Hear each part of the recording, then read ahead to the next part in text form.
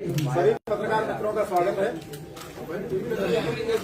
हमारे बीच में भारतीय जनता पार्टी मध्य प्रदेश के माननीय अध्यक्ष विष्णुदत्त शर्मा जी उपस्थित हैं।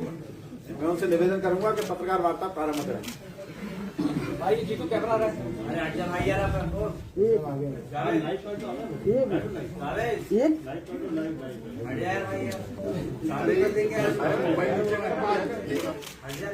शुरू करें। आज इस पत्रकार वार्ता में भोपाल के सभी पत्रकार मित्रों का बहुत हृदय से स्वागत है। केंद्र सरकार द्वारा यार ये कौन सा तरीका होगा? लोकसभा के अंदर सभी आईडी थोड़ी दबा दीजिए। जो बजट अनादि वगैरह नीचे दबा बिंदुओं पर ये पत्रकार वार्ता हमारी पूरी आईडी है। आ रही है उसमें। केंद्रीय बजट 2020-2021-22 ये इस देश के लिए बड़ा महत्वपूर्ण बजट है, क्योंकि जिस प्रकार से दुनिया कोरोना के महामारी के संकट से गुजरी है, भारत भी उसे अछूता नहीं है। और इस दौरान कई प्रकार के संकट देश के अंदर जो आए, उन सारी बातों को देखते हुए माननीय प्रधानमंत्री जी ने और देश के हमारे वित्त मंत्री दोनों को मैं बहुत हृदय से उनका अभिनंदन करता हूं कि बजट उन्होंने जो प्रस्तुत किया है,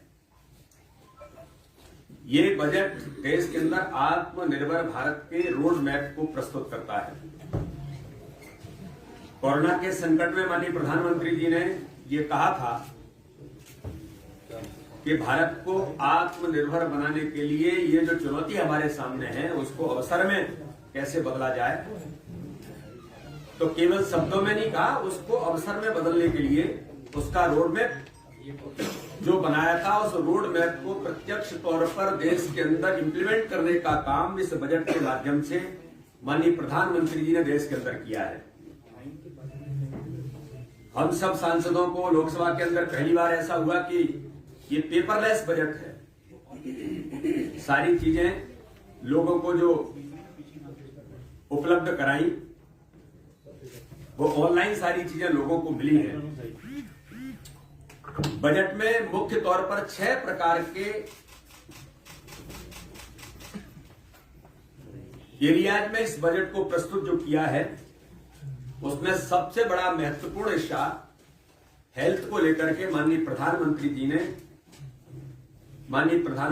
और माननीय वित्त मंत्री जी का जो एक विजनरी सोच है कि जिस प्रकार से देश के अंदर माननीय प्रधानमंत्री जी ने कहा था कि गरीबों के जीवन स्तर को ऊंचा उठाना। मीडिया के मित्र इस बात को जानते हैं कि भारतीय जनता पार्टी की सरकार ने केवल गरीबी हटाने का नारा नहीं दिया, गरीबों के जीवन स्तर को ऊंचा उठा करके उनको जीवन को बदलना। तो जिसके पास मकान नहीं है, जो अंतिम छोर पर झोपड़ी में रहता है, तो प्रधानमंत्री आवास इस सरकार के गर्व से निकला और आज पूरे भारत के अंदर उन गरीबों को मकान देने का काम, जिनका अपना अधिकार है अपने घर में रहने का, ये इस सरकार ने किया। उज्ज्वला योजना के माध्यम से लोगों के जीवन स्तर को ऊंचा उठाने के लिए माताओं बहनों के लिए जिस प्रकार से उज्ज्वला गैस जो सिफारिशों के आधार पर मिलती थी, दृश्य बदल दिया भारत का माननीय प्रधानमंत्री जी ने। तो इसी प्रकार से देश का आम जन, गरीब आदमी स्वास्थ्य को लेकर के वो देश में नहीं, दुनिया के अंदर पहली बार एक ऐसे प्रधानमंत्री और ऐसी सरकार ने कि आयुष्मान भारत के माध्यम से पूरे देश के अंदर उन गरीबों के लिए जो गांव के अंदर अगर बीमार होकर के 1-2 लाख रुपए की उसको कोई सर्जरी होना है तो वो नहीं करा सकता था, इसकी उपलब्धता कराने का काम देश के प्रधानमंत्री जी के उस विजनरी नेतृत्व के कारण से आयुष्मान भारत देश को मिला। और आयुष्मान भारत के माध्यम से 5 लाख तक का फ्री में इलाज कोई भी गरीब देश का किसी भी कोने में करा सकता है। ये भारत के नहीं, दुनिया के इतिहास में पहली बार ऐसा हुआ है। इस बजट के अंदर भी जो मैं कहना चाहता हूं, इसका उल्लेख मैंने इसलिए किया है पृष्ठभूमि का, कि अब माननीय प्रधानमंत्री का टारगेट है कि देश के अंदर स्वास्थ्य की दृष्टि से कोई व्यक्ति अपने आप को असहाय महसूस न करे। हर प्रकार से व्यक्ति स्वस्थ बनेगा जो स्वामी विवेकानंद कहते थे ना कि खेलने से आदमी स्वस्थ बनता है, और स्वस्थ बनता है तो उसका स्वस्थ दिमाग उसके मन के अंदर होता है, और जिसका स्वस्थ दिमाग होता है वो देश के लिए भी स्वस्थ तौर पर पॉजिटिवली काम करने का प्रयास करते हैं। तो स्वास्थ्य सेवाओं में भारत के इतिहास में पहली बार कितना 135% बजट के अंदर ये एक बड़ा माइलस्टोन है। कोरोना का जो वैक्सीनेशन है उसके लिए बजट दिया है, लेकिन हेल्थ सर्विसेज के लिए भारत के इतिहास में पहली बार कि कोने कोने का गांव का व्यक्ति कैसे स्वस्थ बनेगा। पहले स्वच्छता के अभियान में सारी चीजों को माननीय प्रधानमंत्री ने इस दिशा में कदम उठाए। अब हेल्थ पर 135% देना, यानी 94 करोड़ रुपए, 94,000 करोड़ रुपए का बजट था, आज 2,23,000 जो हेल्थ का बजट है, 2,23,000 समथिंग, कुछ 2,23,000 करोड़ रुपए हेल्थ को दिया है। ये हम सब लोगों के लिए एक ऐतिहासिक कदम इस बजट के अंदर माननीय प्रधानमंत्री जी ने उठाया है। इसके लिए मैं माननीय प्रधानमंत्री जी का और वित्त मंत्री जी का बहुत हृदय से धन्यवाद करता हूं। मध्य प्रदेश की 7.5 करोड़ जनता की ओर से भी धन्यवाद करता हूं कि मध्य प्रदेश की उसका एक हिस्सा है। इस बजट के अंदर एक बात और बहुत महत्वपूर्ण तौर पर कि अधोसंरचना का विकास। जब देश के प्रधानमंत्री श्रद्धेय अटल बिहारी वाजपेयी जी थे, तब उन्होंने इस देश के अंदर कहा था कि भारत का कोई गांव ऐसा नहीं बचेगा जो रोडों से नहीं जुड़े। और आज हमें गर्व है कि भारत का एक एक गांव आज प्रधानमंत्री ग्राम सड़क योजना जो भारतीय जनता पार्टी की सरकार में श्रद्धेय अटल बिहारी वाजपेयी जी ने शुरू की थी, तो गांव गांव से सड़कों से जुड़ने का काम माननीय प्रधानमंत्री जी ने किया था, अटल बिहारी वाजपेयी जी ने किया था। तो मोदी जी ने तय कर दिया कि जल जीवन मिशन के माध्यम से जल शक्ति मंत्रालय अलग बनाकर, पानी भी लोगों की एक आवश्यकता है। मैं तो बुंदेलखंड का सांसद हूं, हर क्षेत्र में पानी को लेकर के लोग मांग करते हैं, पानी चाहिए, जीवन के लिए पानी महत्वपूर्ण है। तो जैसे अटल जी ने गांव गांव से सड़कों से जुड़ा, तो माननीय प्रधानमंत्री नरेंद्र मोदी जी का एक विजनरी जो चेहरा है, विजनरी उनकी जो सोच है कि हर घर को जल और हर घर को नल, ये उन्होंने पिछली बार इसका आह्वान किया था। इस बजट के अंदर नल घर घर तक पहुंचेगा, पानी घर घर तक पहुंचेगा, उसके बारे में परिपूर्ण व्यवस्था करके इन योजनाओं को जमीन पर उतारने का काम कैसे करेंगे।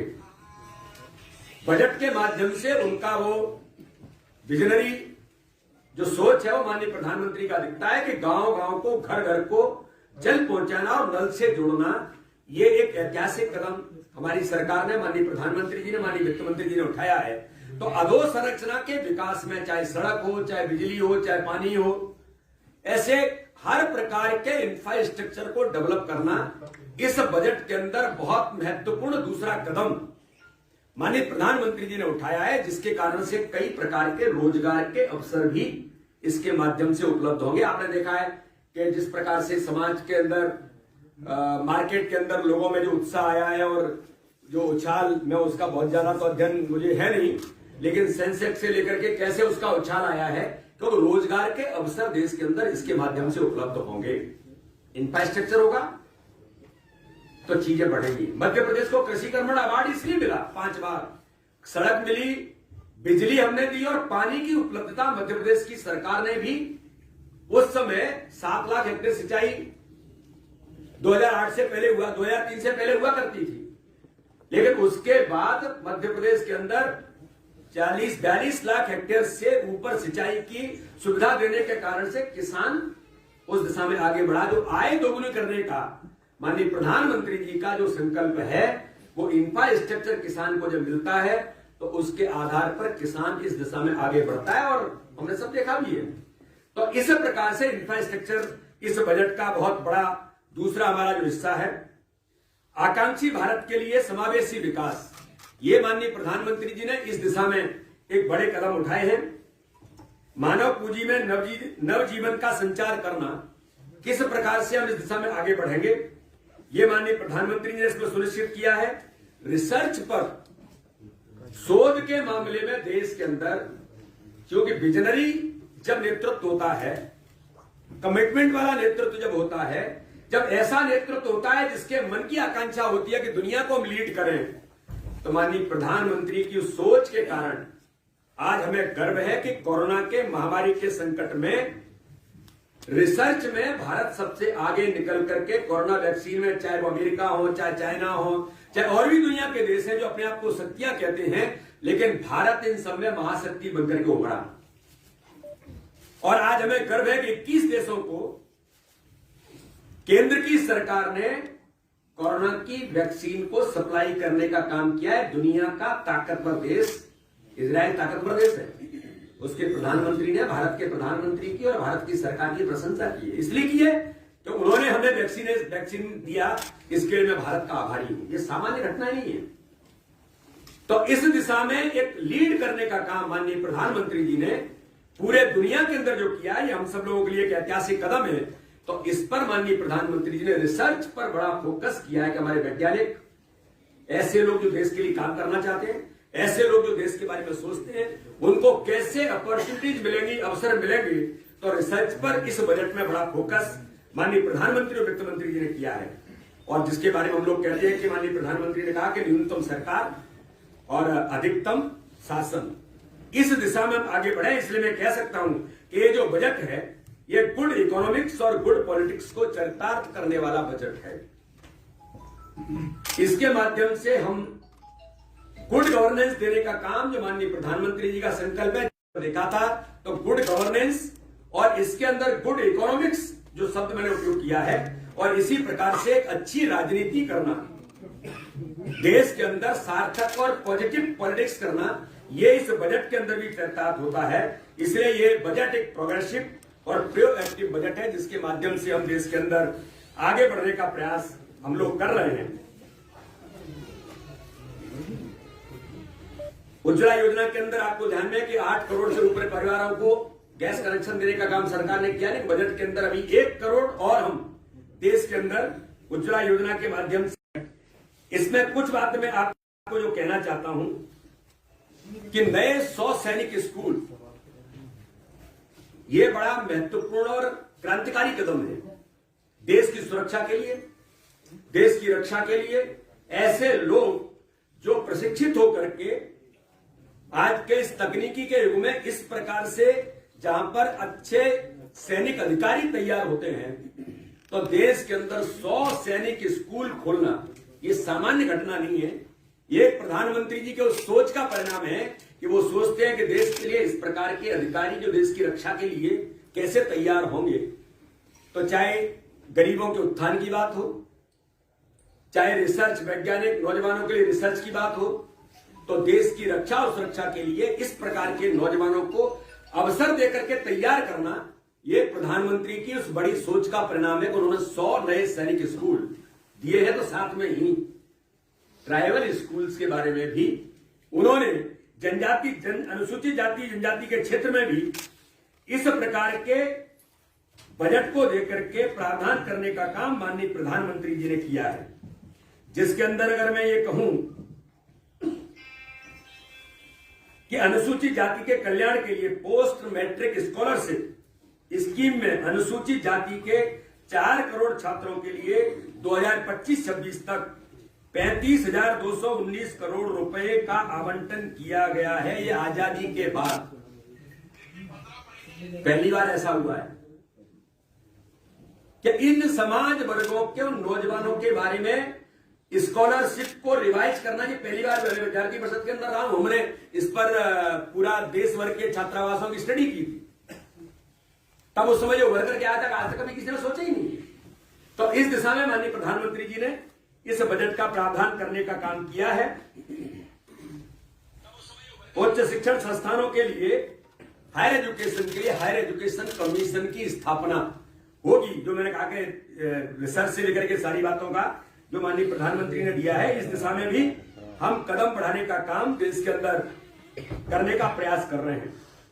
तो इस प्रकार से कई प्रकार की चीजें जो आपके सामने रेलवे को लेकर, और भी कई चीजों को लेकर के जो बजट आया है। और एक बड़ा महत्वपूर्ण कदम इस बजट के अंदर माननीय प्रधानमंत्री जी ने उठाया है कि 75 साल से ज्यादा उम्र के जो पेंशनर्स हैं, इनकम टैक्स रिटर्न्स फाइल करने की इनको जो छूट दी गई है, ये उन लोगों के लिए भी बड़ा महत्वपूर्ण कदम और एक बुजुर्गों के लिए सम्मान करने का काम माननीय प्रधानमंत्री जी ने जो देश के अंदर किया, ये भी हम सब लोगों के लिए बड़ा महत्वपूर्ण है।